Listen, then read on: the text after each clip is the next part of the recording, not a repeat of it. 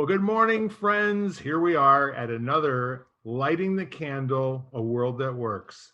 And I'm really excited today because we have one of the most amazing days of this year so far. It's absolutely gorgeous outside. My neighbor came over unsolicited and mowed my lawn for me last night. It's like, just out of nowhere, he shows up and mows the lawn.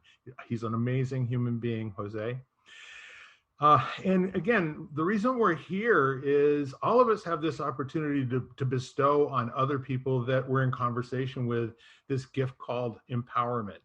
You know, if everyone is worthy of being here, and we are, because we won the sperm wars, right? We were the ones that got there first. So this is our gig. And all of that said, we're real interested in giving you a timeout from what you might be seeing in other media.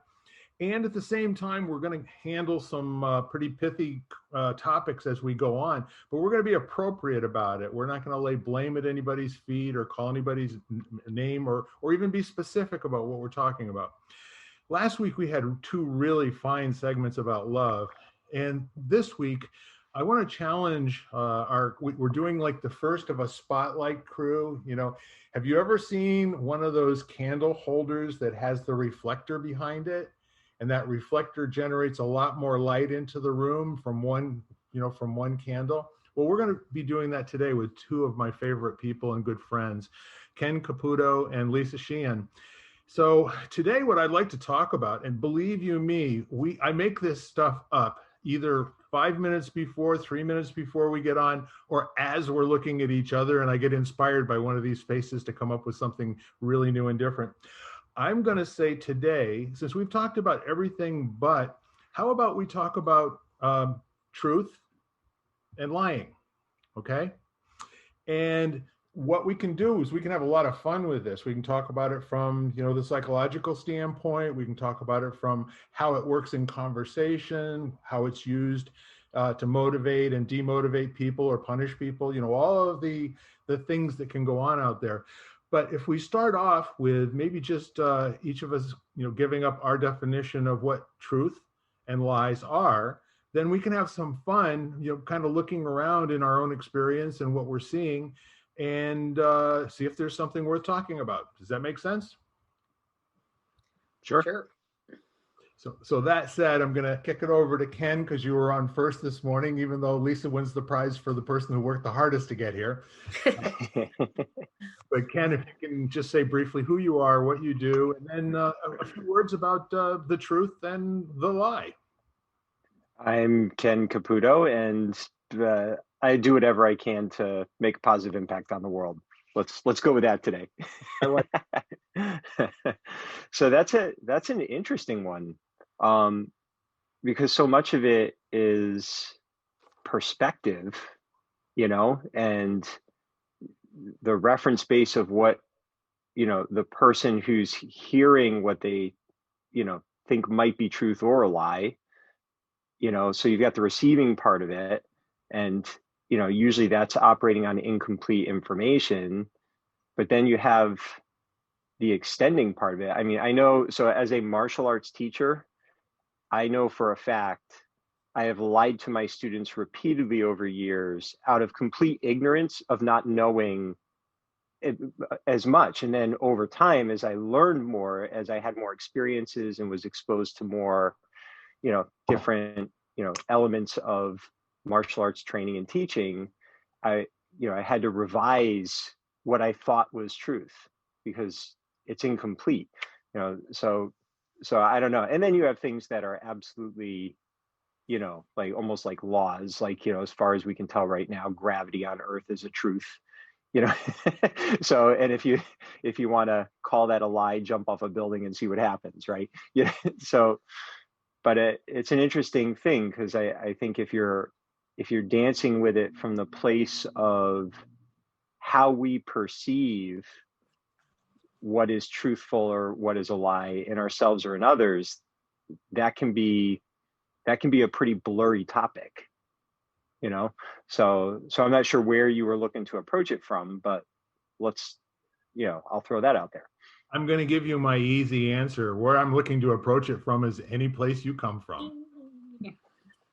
It makes no difference. Here we go.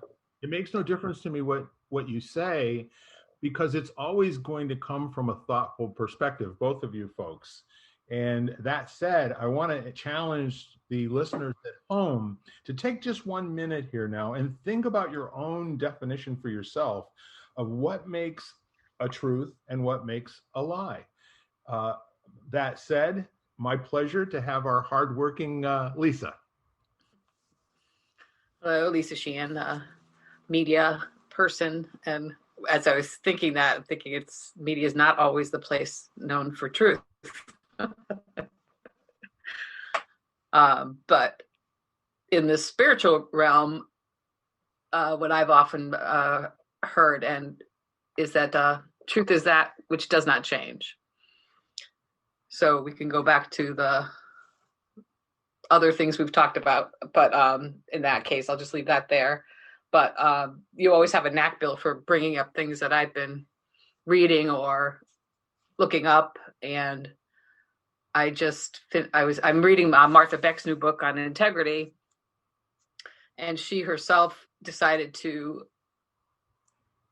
not tell a lie or to tell the truth and she's been doing it for quite a while now, as far as even to the extent of facial expressions that were not how she really felt.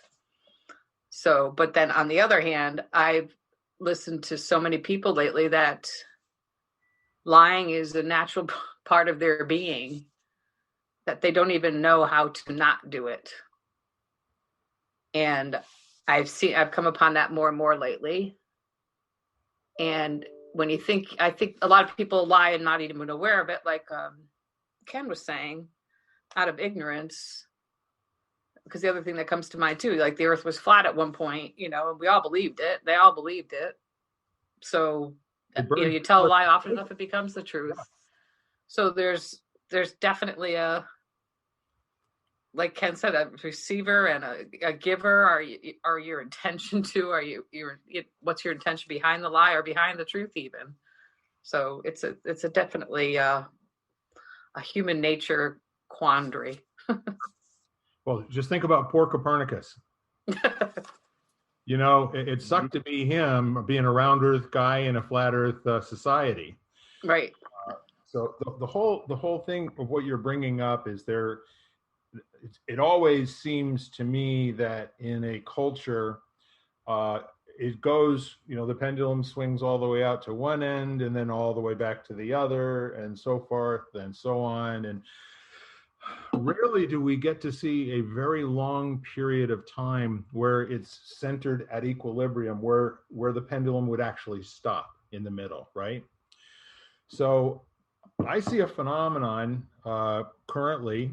Hadn't thought about this much before both of you started talking. And I believe there are people who don't know the difference between the truth and the lie. That they clearly believe that no matter what they say, whatever comes out of their mouth, because they're good people, well-intended people, they're the kind of people you'd like to have for your next door neighbor. And so therefore the words that they use, they don't have to be real careful with. And, this goes from, misquoting a fact or, Columbus sailed the ocean blue in 1972 or, whatever. But the point is because they're good people. And I listen to some talking heads who say, well, my heart's in the right place. And, and I'm generally true about what I'm saying. So why pick me apart for the fact that I'm, 500 years off? What's the problem? So there is that kind of listening out there. And then there are people that can no longer listen to it because it's unlistenable. And I think I'm getting an inquiry about extended warranty on my automobile right at the moment. So the next thought that I have is if there's an intention to be truthful or be interested in the truth, and Ken, you and I, Lisa, you as well, we know lots of people who could care less about whether you fact check them and the numbers come up differently. They're not interested in that. They're feelings kind of people. And the neat thing is they never say it seems to me. They just state the truth, you know? And the more they state it, you know, the more it becomes the truth, right? So what I'm wondering is this phenomenon about telling the truth and lying, does this have to be interpersonal?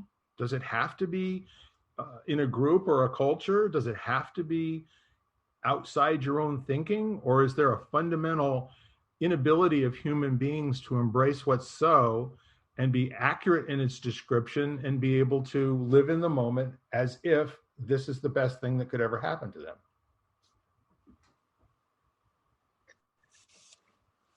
I think we all, by nature of the lens of our physicality, the focus of our senses, we have filters. And, you know, so those filters are letting certain information in and keeping other information from not getting in. Like, you know, I find it really interesting, the level of confirmation bias you see, you know, especially right now. So they have something that they see as being truthful, and then what they see are the things that support what they've determined is truthful. And even when presented with things that are contrary to that, it's very difficult for that to get in, you know? So, and if we all looked at the same picture, we'd see different things, you know?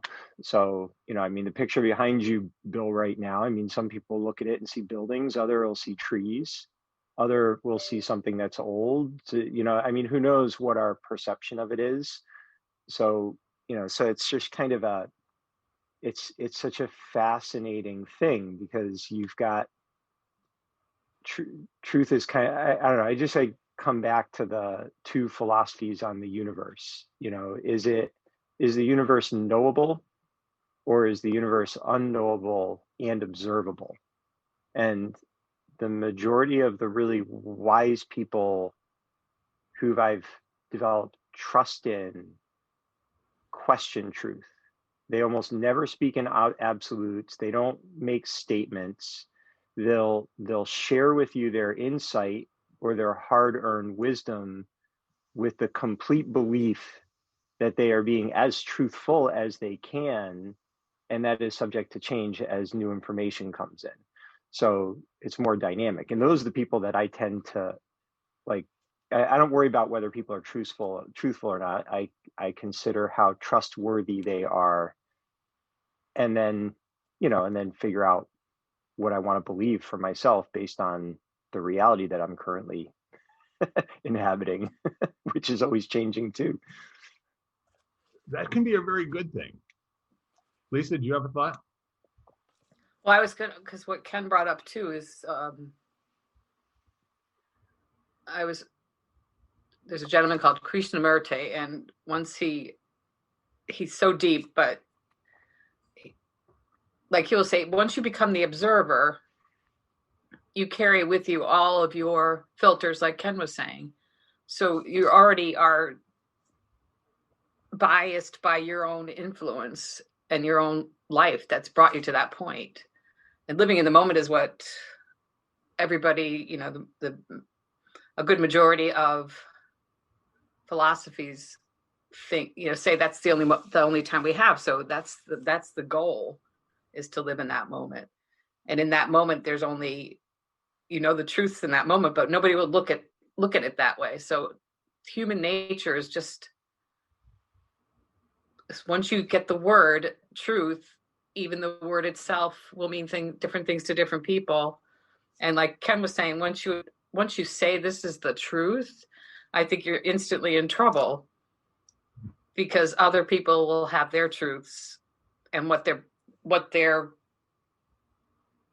deep feeling of what that means to them is going to come out. And so truth, I like Ken was almost like it can be fleeting and personal and subjective. What if it is all those things? It just plain is, right. You know? Yeah. And the neat part of it is we've had other conversations where we talk about there's an infinite way to experience every single moment. And what if this moment is influenced by the last few moments that you've had, or earlier similar moments that you've had, or something else that you can't quite put your finger on. And it almost seems to me that in our current culture, that there is a collapsing or conflating of different types of terminology. And the word truth really doesn't have a whole heck of a lot of meaning these days, because everybody bandies it around, the truth. Like, you can go someplace else and look this fact up. The interesting part of it is that people are not responsible for saying that this is my idea of the truth right this minute, given other information that could update this. I would totally. Yep. Did you lose me? Bill, I don't know if you can hear us, but you just froze. Okay. How about now? We may be continuing this conversation without. Please do. Go ahead. I'm going to restart.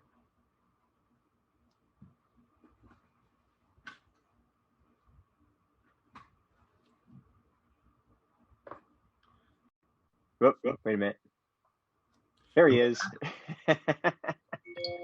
What we had was, in the face of a breakdown and technical difficulty, as we used to say in the old days, our two champions kept going, right? Not really. We were warming up to that, but we were kind of still we were resting in the pause. Well, we needed to tell the truth. Well, I think the universe was telling me, Bill, you're getting too full of yourself here with your pontificating. So back it down just a little bit. But the thing of it is that we all consider being listened to as if we know something like a good thing. And It's usually bad news if somebody, appears to be challenging what we're saying, doing, or being, right? So I think the really cool part and some of the really folks that I really respect, that I can see them actively trying to bring the conversation up on both sides while they invite people. If you want to challenge what I am saying, I am totally open for that. And maybe the two of us will learn something new as a result of it. Now, that gets said few and far between in my experience. It usually comes to people knocking heads. But what if the question wasn't about whether they're hearing a lie or saying a lie, or telling the truth or saying the truth? What if the conversation were about, how do we take our two disparate, not desperate, but our two disparate ideas and views, and have a conversation whereby we're informing each other of how we got that information and why it seems to be important to us. So a lot of respect and an awful lot of setting an ego down on the side for a minute for that to happen would have to take place. Do you know many people that are interested in getting into that kind of conversation unless you frame that for them in advance? I agree. I don't think there's a lot of people, but I do. I think that's why I belong to different like-minded groups too, where you set the stage and you set your intention, and it's a safe space to speak. So I think maybe in that could be a way to start conversations outside of groups. So like, this is my intention, or feel free to let me know your side of the story, because I'm thinking of my own difficult conversations with people where we don't do that. And so right now it's giving me the idea that I should be approaching conversations in that way, outside of, these lovely groups that are intended for that purpose of sharing and divulging and growing. So in response to that, have you had any experience with someone who disagrees with you, probably politics, religion, sex, in-laws, any of those things, where they will start off by saying something that's incendiary that they're pretty sure is probably going to put you off, followed up by something, this is what you always do because you're and then fill in the blanks. Those are a gut punch and a shot between the eyes for most people. And the interesting part of that is that an intelligent human being can be trained to not take the bait and say, well, how about we stop for a minute? It looks like we have, a real disagreement here, but let's go back and see where we do agree. Let's go back and let's see if there is a common base here that you and I can agree on, that we both believe that it seems like, we're in agreement on it. And then let's build up from there. So the name calling typically is a cry for help. It's, I don't think I can win the argument with you because you're always better at debating than I am, or something of that nature. And then it's an opportunity to kind of set back and say, look, I'd like to hear more about what you have to say. And do you think there's anything here that we would agree on, that you and I could sit down and put our arm over each other's shoulder and say, that seems to be so for me as it does seem to be so for you?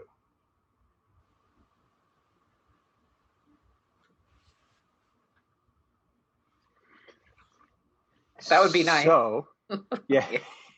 Well, I don't know. I have conversations with that, pretty regularly. I'm wondering if part of that isn't because of a commitment to have difficult and fierce conversations in person rather than like the more like a social media discourse. Like, sure. Just don't do that.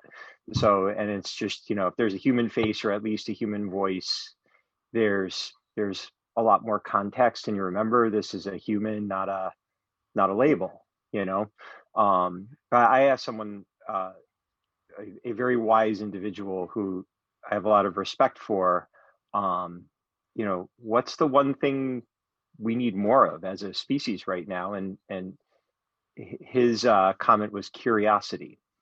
And and it was an interesting thing, because as he was talking about it, if someone does what you were just talking about, they say you do this and you think this because you're that.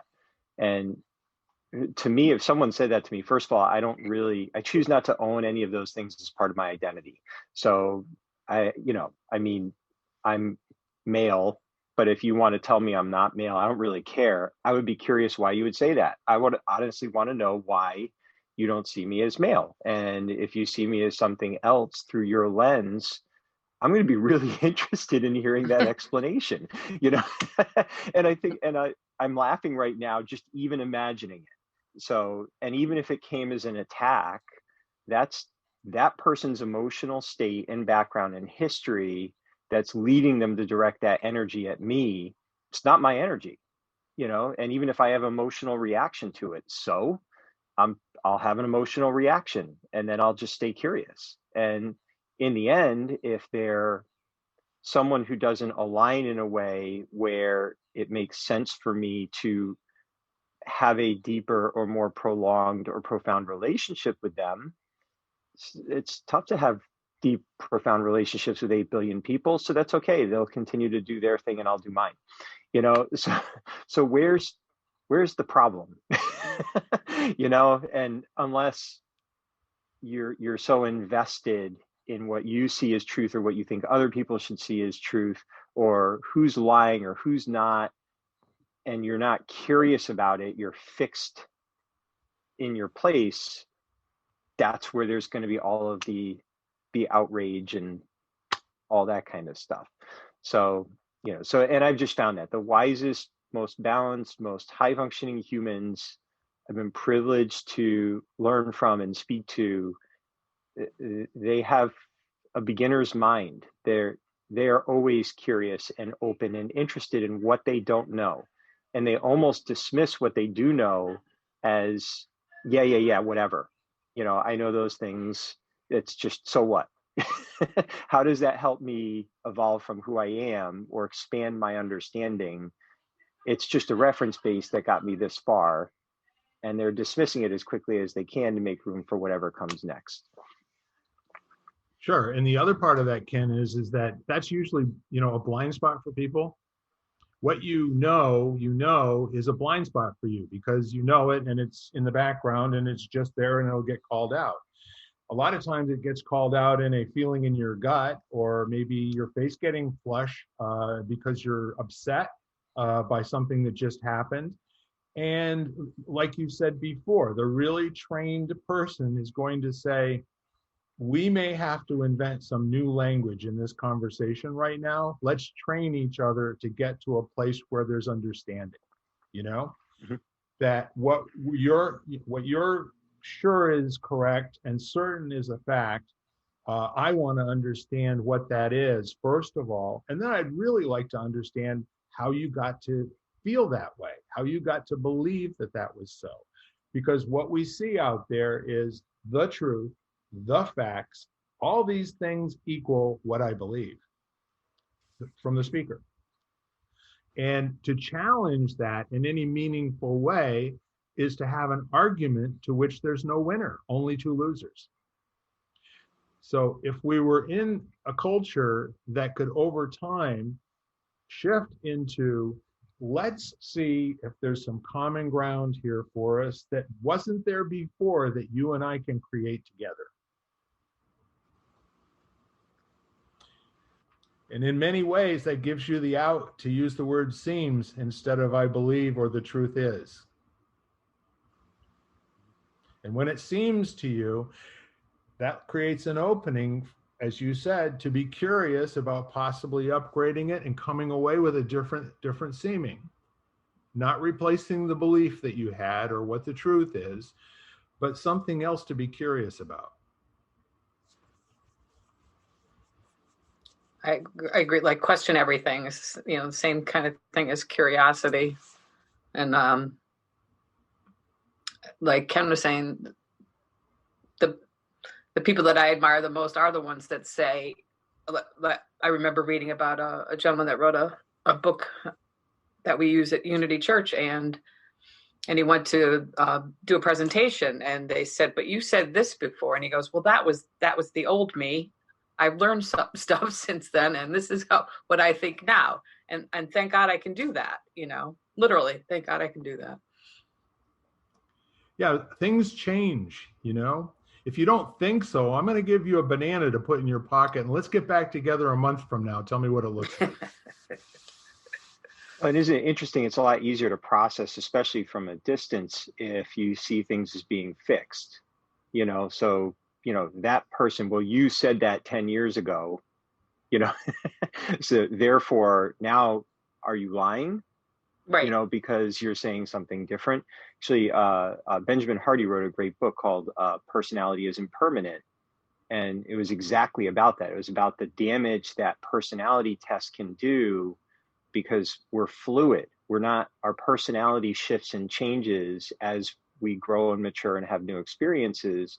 So you took some tests when you were 20, and now you're allowing that to dictate your entire life for the next 60 years or 80 years, whatever it is. That's, you know, when you think about it, it doesn't make a lot of sense, you know. But the interesting thing to me is, if you're listening to this and you ask yourself, it seems to come back to trust and safety. Like, if you say to someone who has a position different from yours, they have a truth that's different from yours, and after hearing them out, you say, I disagree with you.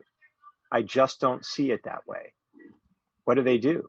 Who are they in that moment? Can they respect that? Or do they pretend to respect it and then keep pushing you? Do they, you know, and I guess if it's like a value thing, like a deep fundamental value thing, like, you know, I don't know, whatever it is, you know, I feel it's okay to manipulate and steal from people, you know, because if I don't, they'll do it to me. To me, that's like I believe in extending trust first. So that would be a hard thing for me to have a relationship with someone who has a core value like that. But if it's just a perspective thing and you have a disagreement, what happens on the other side of it? How can there still be trusted, meaningful human connection? And if there can't, then it may be the relationship you need to rethink, not the truth, you know? It's an interesting perspective. It's very esoteric and academic. The whole goal of any conversation is to accomplish what?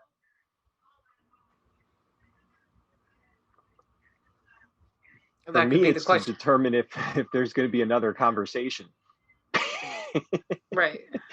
The other It's thing about too, the Ken, relationship, if there isn't going to be another conversation, do you want to leave something, in your bag unpacked that you didn't play, that you didn't bring out to fully make a difference with another human being? And that could Yes. tap into living in each moment. So, Exactly. people that get the diagnosis or whatever, like what do you really want to do today? But like you said, Bill, if this is our last chance to talk to each other, how shall we leave it? Absolutely. If you've Yeah, ever I would had, like to do it in. Oh, I'm sorry. Go ahead, Bill. I was just going to say, if you get into a mode, and this was me being a salesman when I first started my business, and I got into a mode of making people happy and saying what I thought they wanted me to say and what they wanted to hear and being nice. And one time, a man named Kevin Crosby, he pulled me aside and he said, so what do you think about this? And then I said, well, he said, no. He said, what do you think about this? He said, I don't want to hear, you taking care of everybody. I want to hear what you think. What's the bottom line? And that's exactly the make a difference conversation that I'm talking about, where we have nice conversations and exchange ideas. But when there's a shift in the body on both sides, you've actually increased something in the world, in your relationship with that person and your freedom to go and be, more open with other people. It's a brand new thing that wasn't there before the conversation. That's how I felt after the conversation.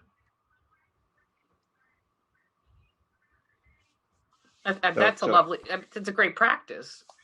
Yeah. That's certainly what people should strive to be. I mean, I know I need more practice at it. That's for sure. Yeah. But I also love to be curious and probably not always when it's something that I don't particularly agree with, but I love learning about people and how they got to where they are. So in that instance, but you had another thought too. We're getting close to the top of our half hour. So if you'd like to put a punctuation point on it, then maybe we can talk about practical application on the other side. Does that make sense? Yeah. I was just going to answer your question. Are you okay with leaving stuff in your bag? And my answer is yes. On an emotional level, I may not be okay with it. And as a teacher, there are many times where I wasn't the one able to reach the student in the way that I thought, and it was a different teacher, or it was at a different time, or they needed to, whatever. It's just, so there's this, it always feels like there's this dance, and I found, especially over the last half decade, I don't share as much because I'm paying attention to how well positioned they are to receive, and just recognize that there's no sense pouring more tea into the cup that's full, and not in a negative way. It's just they're in a place where, like, someone's really emotional and having, like, they're releasing, their thoughts, or they're frustrated with something. Why try to add to that? You establish healthy boundaries and you become the listener until, they cross a boundary that makes it so that you have to establish you're not going to be listening to them anymore. So you have the right to do that, so, and they have the right to not listen to you if they're not a place to hear you. So why push the talking? And it seems like that's what, we have a lot of right now, is tension created by either, just not understanding that dynamic interplay between those things. So sometimes it's best to just not, it's not as great a communication as you want. And some days are better days than others. And that's reality. We want to be present and make it all our best day, but they're not, they're just not. So that's okay. I think, anyway. I wouldn't argue with you if I could. Okay. And on the other side, we'll see where we can find agreement between ourselves with regard to that particular conversation. Yeah. Lisa, any final thoughts before we flip off this one and get ready to flip on the other one? I'm good. I'll wait till... ladies and gentlemen. Adios. We will see you soon. You've been listening to Lighting the Candle, A World That Works, part of the Exvadio Podcast Network. You can hear us at exvadio.com/podcasts, Apple Podcasts app, Google Play, Spotify, iHeartRadio, Stitcher, and wherever you find podcasts.